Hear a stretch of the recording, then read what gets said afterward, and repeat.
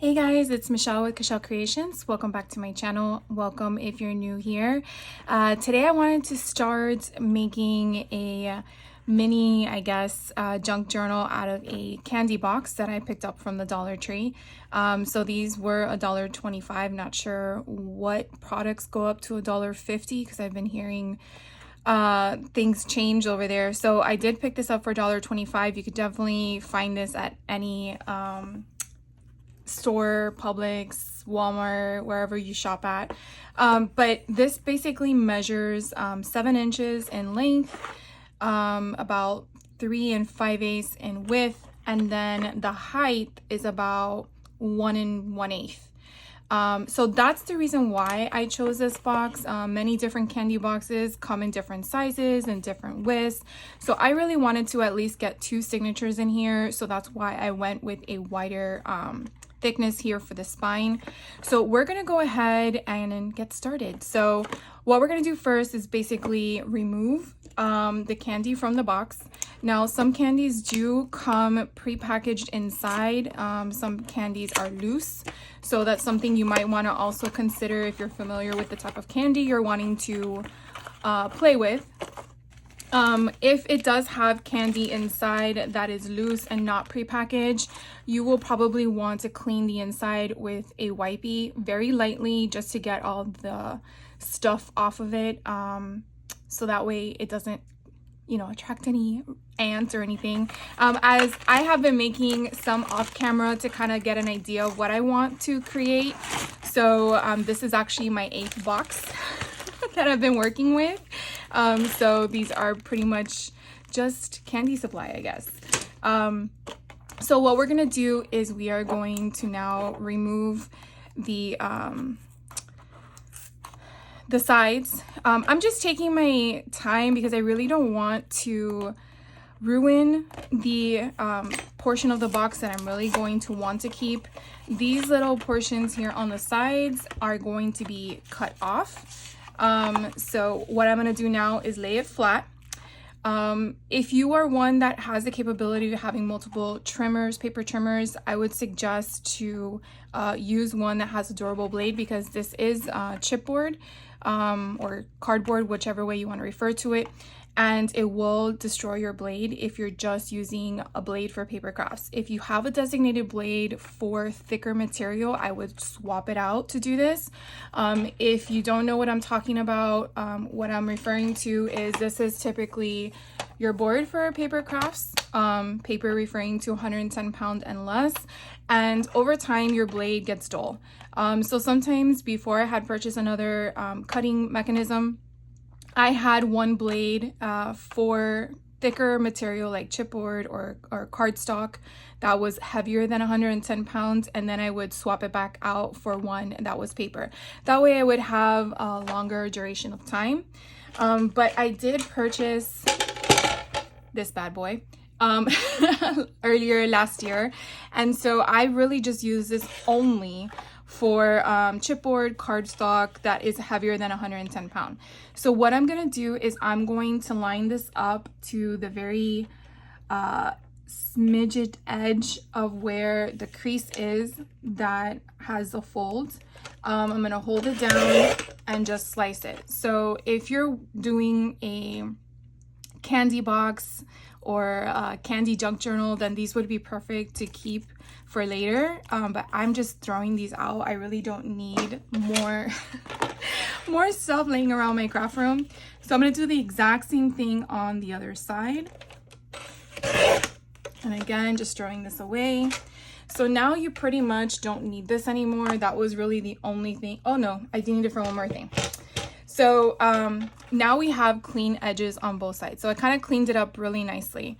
Now, the next thing you want to figure out with your specific candy box is if there is a seam on the inside. So mine has the seam where the cardboard connects to build the box, and this side doesn't. I want to remove the one that has a seam so that the inside of my box is flat. So depending on which way it is, typically I believe the majority of them face this way, where you would open your book this way. So I'm just gonna get scissors and I am going to just again, just cut. I'm not wanting to keep any of this stuff that's here. And now I'm going to shave off the sides. So again, bringing in my cutter. This side is a little bit tricky because you really want to make sure you're clearing it. And now since we have cut the edges straight across, you're going to have an easier straight edge, so it shouldn't go wonky. But if it does, then you just trim it down again. So I don't want to get right up on the edge. I want to get a little bit before it, because I have noticed that if I'm right on the edge, then my blade doesn't go through. But you can kind of see like how close I got to the edge, but not on the edge. And I hope that kind of makes a little sense. I have, like I said, gone on the actual crease. And I guess it's just because of the way that the fold has been over time, it kind of like catches and then gives it that nasty bunched up look, which drives me crazy. So I'm gonna do the same thing on the other side. And again, I'm gonna go right before the edge and again, slice it off. So I'm taking a smidge, I guess 1/16 off that little thing. So now for sure, you don't need this anymore. So you wanna just put that away so you have space on your desk. And so basically now we have created our album. That's what we've established. So you definitely want to keep a measurement of what your album is, in the sense of what paper you're going to be working with. So what I have thought of, because my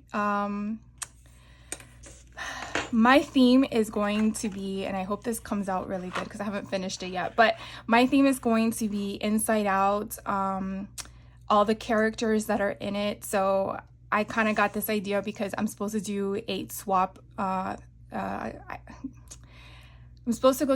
going to a retreat that has a swap where you're supposed to have 8 of them. And I thought it would be kind of cool because there are 9 characters in Inside Out. So we have joy, we have anger, fear, sadness, disgust, anxiety, envy, embarrassment, and I don't know what the last one is referred to, but I just did everything up until the last one, which I don't even remember what it is. Anyways, I'll just show you my paper. So these were all the ones I did. Now I do have membership to Creative Fabrica. So I was able to find a designer that had paper that I thought would be perfect for it.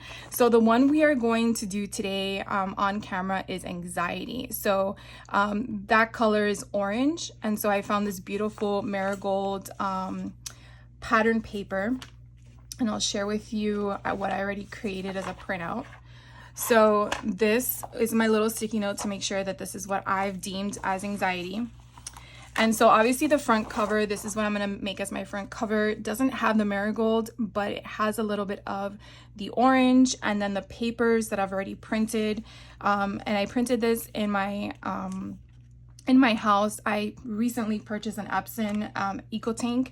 That thing is an awesome thing. I had a HP Envy, and oh my God, it would eat up so much ink. But it was designed for photo paper or photos, so that's probably why. But so I created them as double-sided. So these are the papers that we're gonna cut down and place in the album itself. And I'm gonna show you how I put all that together.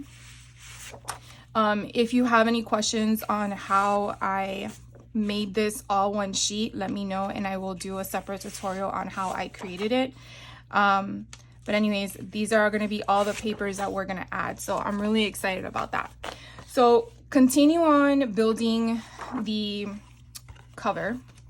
This is what I wanted to continue sharing with you. So I wanted this one to be our cover, and the other side is blank because we're going to cover it. So what we're going to do is we are going to put it on it. So if you've ever built an album before, you pretty much want to adhere this on top of here. I'm trying to make sure I do this easy as possible. So this is going to be on top of this. And so what we're going to do is we're going to turn over the print. And I'm going to use my bone folder. And typically when you're building an album, you want to kind of like fold it in like a gift. And so I just come up with a random number for this particular box, and we're going to do 3/4. And I'm just going to go straight down 3/4 on one side and again 3/4 on the other. Now this is not a perfect square rectangle kind of concept. What I basically want to do is kind of just put it like this. So now we are going to put adhesive on here. And so what I'm using is just double-sided adhesive. This one's Elizabeth Craft Designs, but there's many companies out there that manufacture these. I believe this is a 2-inch width, but there are larger ones out there. And I'm basically going to put on the top the tape itself. And so I'm just basically going to line the cover that we're going to cover with the tape. So I'm making sure that I'm getting that all down there, and again tapering it off, and I'm going to continue this throughout the whole thing. Now they do sell sheets of double-sided adhesive. I have never used them before. I just feel like it might be too big of a space to manage, but I have seen people use them, so that's something you like to use, by all means. Now this little piece right here, I do have remnants left over from another one, so I'm just going to put that down, line it up, and then pretty much shave off the excess. Now I typically would save this for other projects, but honestly I don't have anything else that's going to be needed for this, so I just throw this little piece away. But you're more than welcome to save all your remnants for stuff. Sometimes you get to a point when you're like, you can't save it all. So you just want to like clear up as you go. So now what I do is I am going to burnish it all down, make sure there's no bubbles in my tape. And so what I'm going to do next is I'm going to bring back my paper. Now, mind you, if you are working with a cover that has orientation like this one, you want to make sure it's in the orientation you want it to be. You don't want it upside down like this. Even though you're going to make this the way it is, I know that the Smarties symbol here is really the front and this is the back. Because I chose an image that is very dark, you're not going to see the Smarties image come through. So I'm going to make sure again it's upright. This Smarties image is going to go down like this. So that is essentially what we're going to do. Okay, so I'm going to take my little tweezers here and peel off this tape. I gotta say that these are so much fun, and it's quick and easy in the sense that if you're not one to know how to build albums, this would be a great start, and then you can branch out to try building them yourself. So you might not be able to see it from your angle, but there is that score line that I created. So now I'm just gonna go and hope, probably gonna stand up for you guys, and just line it up as best as possible, and then go down like that. So I am again going to flip it over and just make sure that it is adhered. And because I have more space on this side, on the right hand side than the left, I'm just gonna take my paper trimmer and just eyeball it like 1/2 inch and slice that off. I'm just gonna throw this away because I don't really need it. The next thing I am going to do is I am going to, I think it's referring to as taper off the sides, but I'm just gonna take my scissors and just make a triangle slice.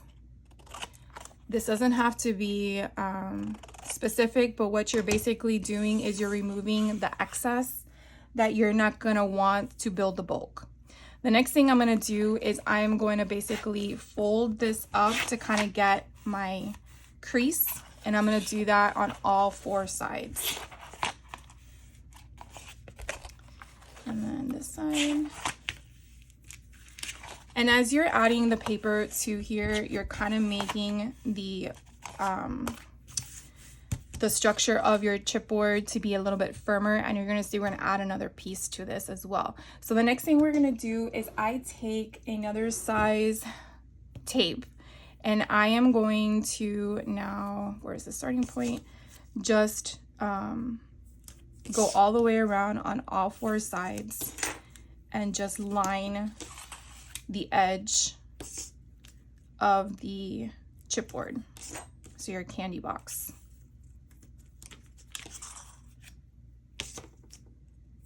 So hope you guys are liking this. I know the holidays are right around the corner, and I feel like this is such a cute way to make something small and gift it to someone you love or care about, or just make something for yourself around the holidays that you can put photos and memories in. All right, so now we have that all the way around the side. Next thing I'm gonna do is I'm gonna need some liquid adhesive and a bone folder.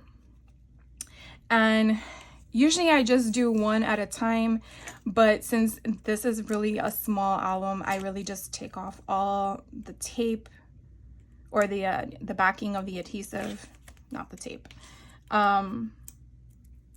And then just start on my corners. Does it matter which corner to start on? It does not.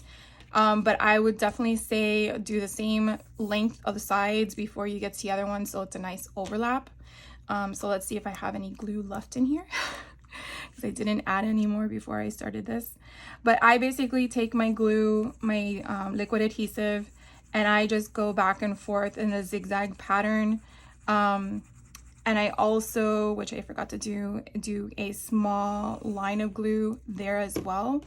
Not sure if that really has an impact. I do take my bone folder to bring it up, and then I fold it down.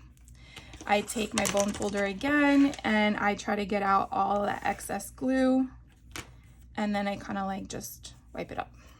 Probably should have gotten a tissue, but I did not. So then I flip it over, and then I do the same on the other side. Again, just go back and forth in a zigzag pattern. I'm just trying to get as much glue on there as possible, but I am gonna again put another sheet on top of this in a way so they'll have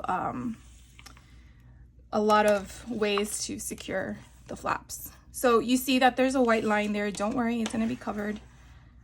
So this one has a crease, and then this one.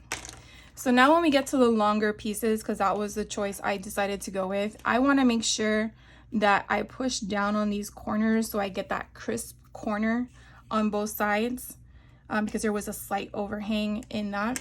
And I hope you guys can see a little bit better. And then just taking my glue, going straight down the crease, and in that zigzag pattern again.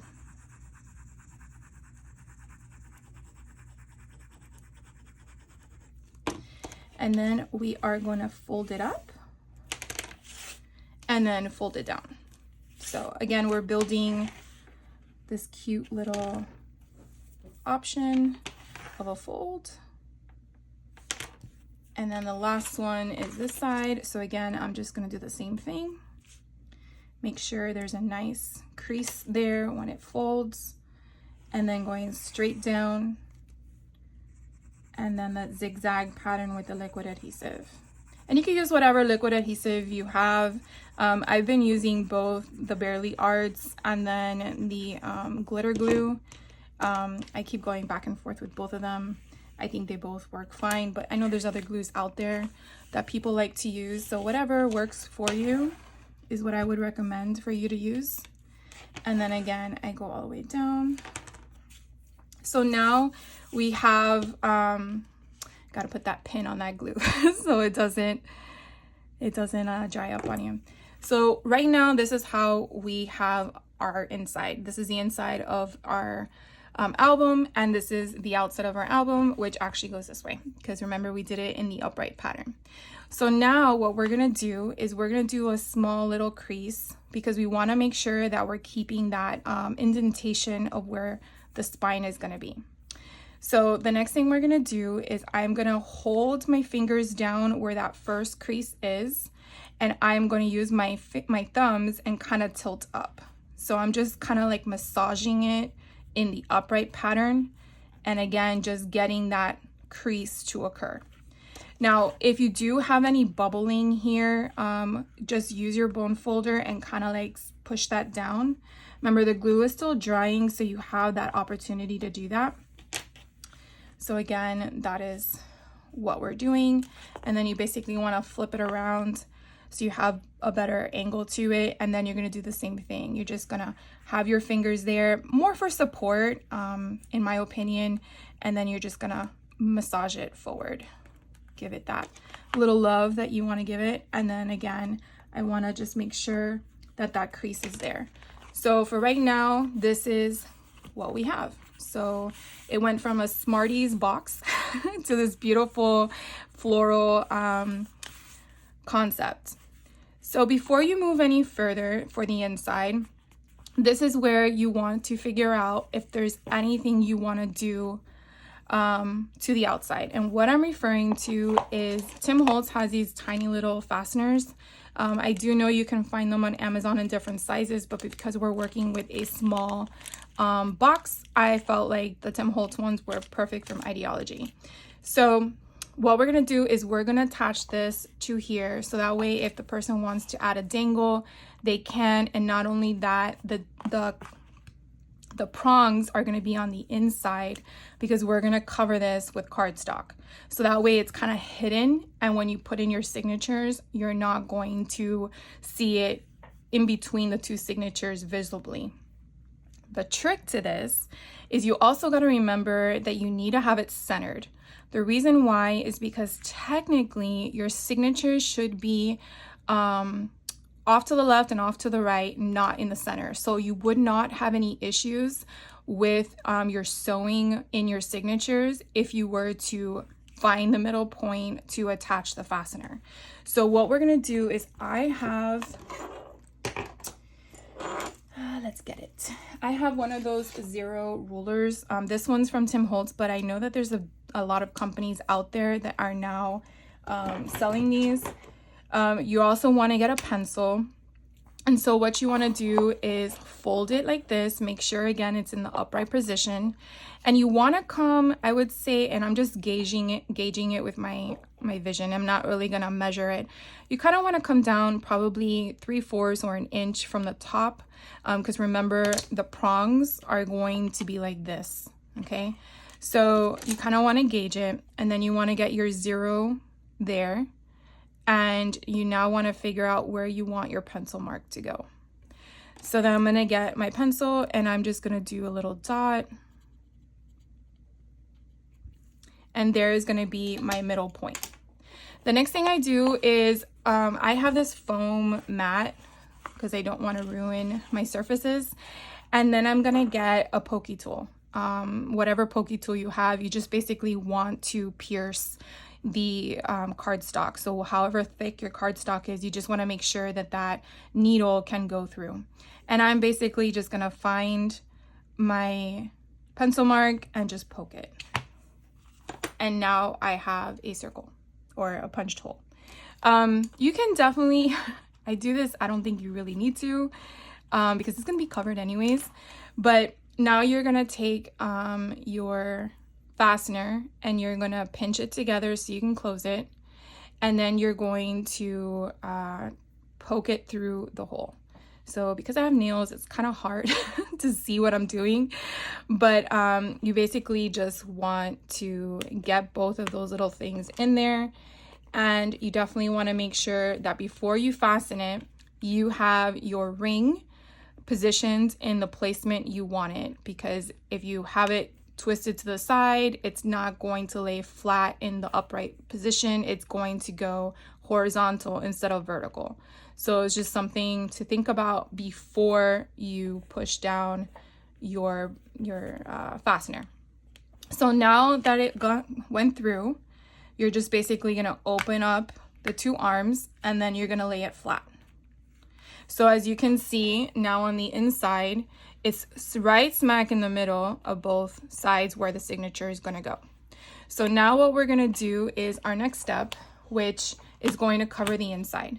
Now, if you've ever seen my junk journals for the golden books, I don't do the whole thing because I like keeping the sides as they are intended. But the middle I do cover, and I usually go with whatever theme of color it is.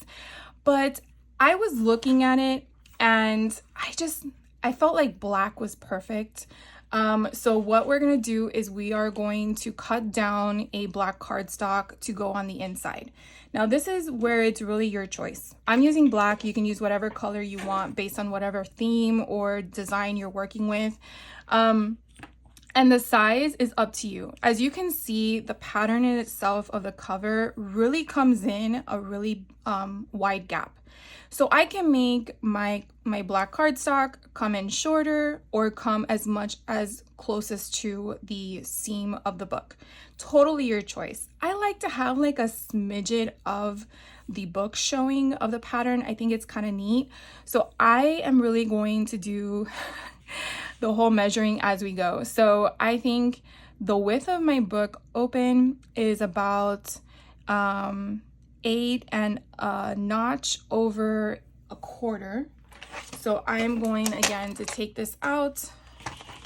I'm gonna take my black cardstock. I'm gonna go to 8, a quarter, and a notch. And then what I typically do is I kind of back it up 3 notches. So it would be right there. So I'm gonna slice it there. And now I have my width. So if you want to first kind of gauge to see if that's a good width for you, you can see I kind of have a slight option, and I actually want to take a little bit more off. You just want to make sure you don't take too much off, because then you have to get another sheet.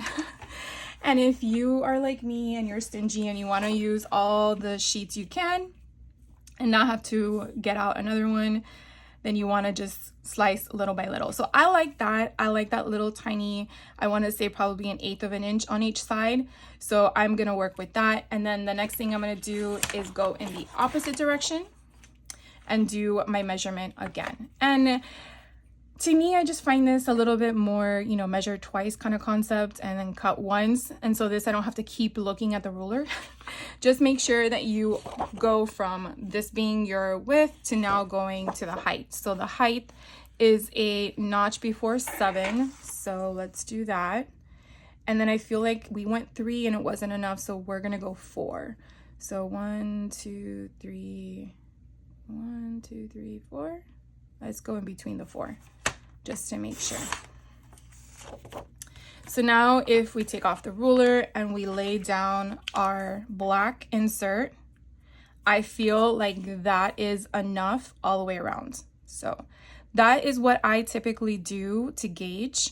If I was working in a folio that was bigger, that I created myself, I would have it measured to a specific height and weight, so I knew exactly the numbers to come down, and it would probably be easier. But when I'm working with a situation where I'm creating it from a box, it's kind of like, you don't know. I don't want to shave it down even more to make it smaller. So the next thing I'm going to do now is I'm going to add again the double-sided adhesive to my black cardstock.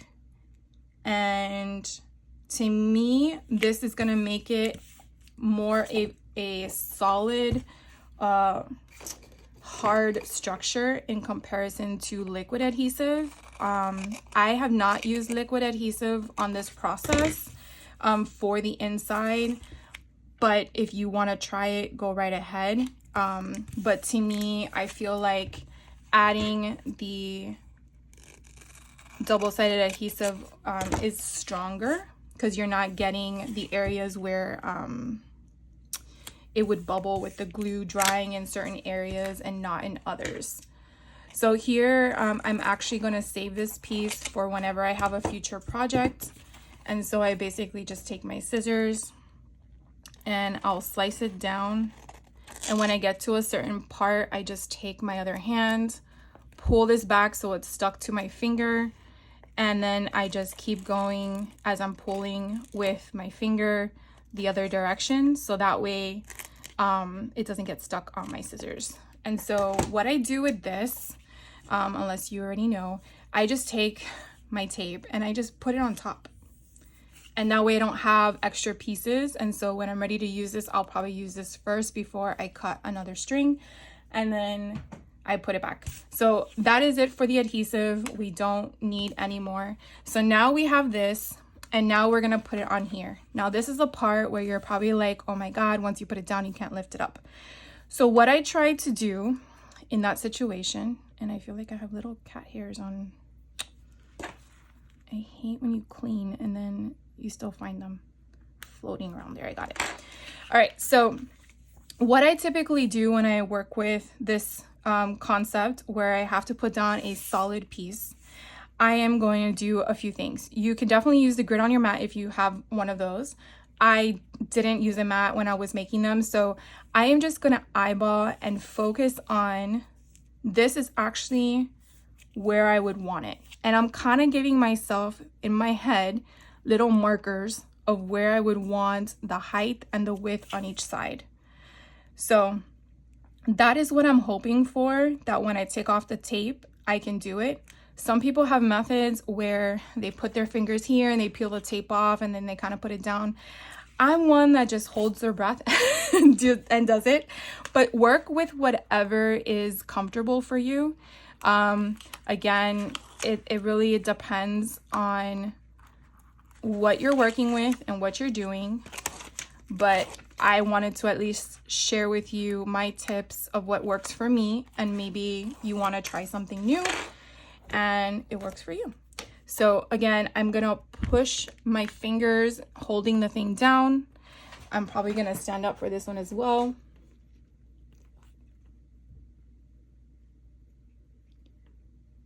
And then I feel like that is accurate, and then I'm just gonna push down. And you could definitely see I have more of a gap on this side than this side, but that's okay. So the next thing I'm gonna do is I'm gonna use my bone folder, and I am gonna then do all the air bubbles. I wanna get all the air bubbles out, if any, and I wanna make sure that the double-sided adhesive is down. So now we're gonna get to that little marker where that brad is, which is right here at the top. And I know for a fact that there was a gap, so that glue is gonna be there. And as you can see, we have faint lines of where the spine is. So again, I just wanna take my time and make sure that glue is down and adhered. And this is the part that you wanna make sure that your fold is gonna be there. So I kind of do the same thing. Now, mind you, if we were working with individual sheets of chipboard that we were putting together, you will probably have an easier space in between.